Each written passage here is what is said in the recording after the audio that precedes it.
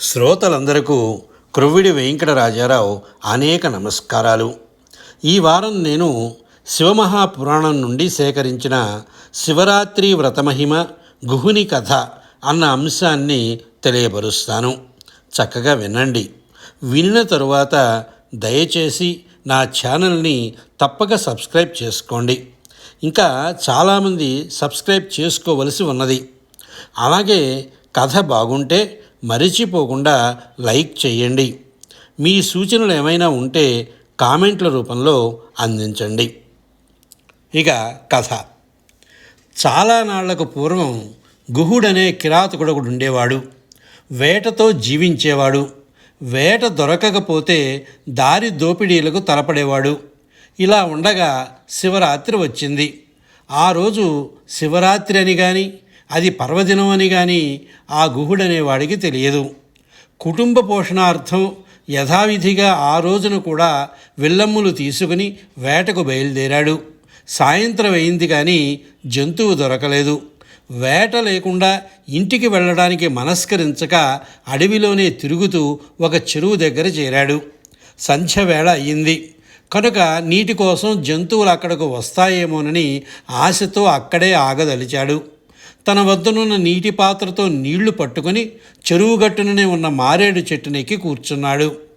మొదటి జాము ముగియకుండానే ఒక లేడి వచ్చింది. దానిని చంపదలిచి విల్లు నెక్కబెట్టబోయాడు.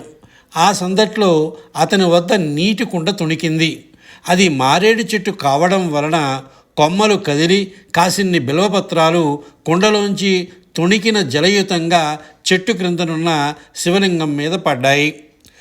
పగటి ఉపవాసం, శివరాత్రి నాటి నిశి, ప్రథమయామంలో శివపూజ చేసిన ఫలం కలగలిసి సంక్రమించాయి ఆ బోయేవాడికి.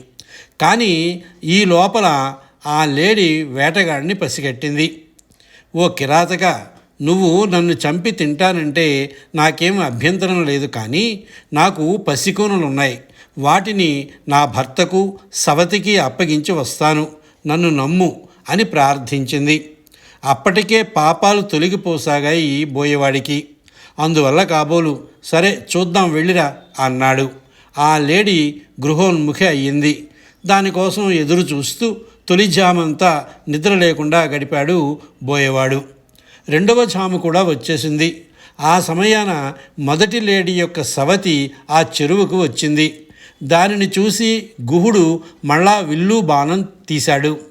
ఈసారి కూడా కుండ తుణికి నీళ్లు కొమ్మ వణికి బిల్వదళాలు దిగువనున్న శివలింగం పైన వర్షించాయి. శివరాత్రి నాటి రేయి రెండవ జామున శివార్చన చేసిన ఫలం గుహుడికి జమపడిపోయింది. ఈ గలగలక లేడి కూడా బోయేవాణ్ణి గుర్తించింది. అది కూడా తన పిల్లల్ని తన భర్తకు అప్పగించి వస్తానని మాట తప్పనని మరీ చెప్పి వెళ్ళింది. ఈ లేడి కోసం ఎదురుతెన్నులు చూడడంతో గుహుడికి ఆ రెండవ జాము కూడా నిద్ర లేకుండా పోయింది. ఈ రెండు లేళ్ళు కూడా మోసం చేశాయని అనుకున్నాడు ఆ బోయ. ఇంతలోనే మూడవ జాము సమీపించింది. ఆ సమయానికి గతంలో వచ్చి వెళ్ళిన స్త్రీ హరిణాల భర్త తన భార్యలను వెతుకుతూ అక్కడికి వచ్చాడు. దీన్ని వదలకూడదని గుహుడు మళ్ళా బాణం పుల్లా తీసేసరికి యథాప్రకారం కొమ్మ నుంచి బిల్వపత్రాలు, కుండ నుంచి నీళ్లు శివలింగంపై ఒలికాయి. ఇంతలో మూడవ జాములో శివార్చన చేసిన పుణ్యం కూడా గుహుడికి సంక్రమించింది.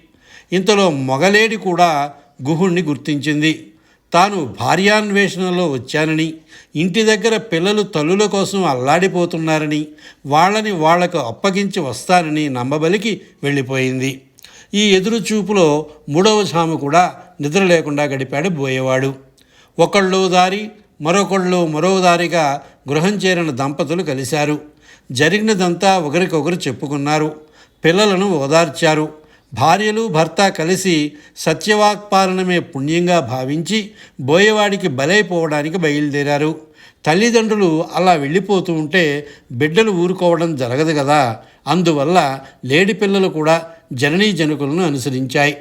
నాలుగో జాము అయ్యేసరికి బంధుమిత్ర కుటుంబ పరివార సమేతంగా వస్తున్న లేడి కుటుంబాన్ని చూసి ఆనందించి పునఃధనుర్బాణాలు సంధించబోయాడు బోయేవాడు. మళ్ళా శివార్చన జరిగిపోయింది. శివరాత్రి నాటి జాగరణ 4 జాములు శివార్చన ఫలంతో ఆ బోయవాడు జ్ఞానవంతుడయ్యాడు. తన గత జీవిత పాపాలు తలుచుకుని దుఃఖించాడు. సత్యవ్రతాన్ని పాటించిన హరిణాలను చంపనని వదిలేశాడు. తక్షణమే ఆ కిరాతకుడి కళ్ళ ముందు తోచాడు శివుడు. అతణ్ణి అనుగ్రహించాడు. శివుడు అతనికి గుహుడనే పేరు పెట్టాడు. శృంగభేరీపురం రాజధానిగా నిషాదరాజ్యం పాలించుకోమన్నాడు. విష్ణువతారుడైన రాముడితో మైత్రి కలుగుతుందని వరమిచ్చాడు. ఆడి తప్పని లేడి కుటుంబానికి సాలోక్యాన్ని ప్రసాదించాడు. అద్భుతాచలమనే ఆ గిరి మీద ఆ భక్తుని పేర వ్యాధేశ్వరుడనే లింగంగా పరిణమించి జగత్ప్రసిద్ధుడయ్యాడు. ఇంత మహాత్మ్యం ఉంది శివరాత్రికి. కాబట్టి మానవుడు శివరాత్రి వ్రతం తప్పక ఆచరించి తీరాలి. సర్వే జనా సుఖినో భవంతు. స్వస్తి.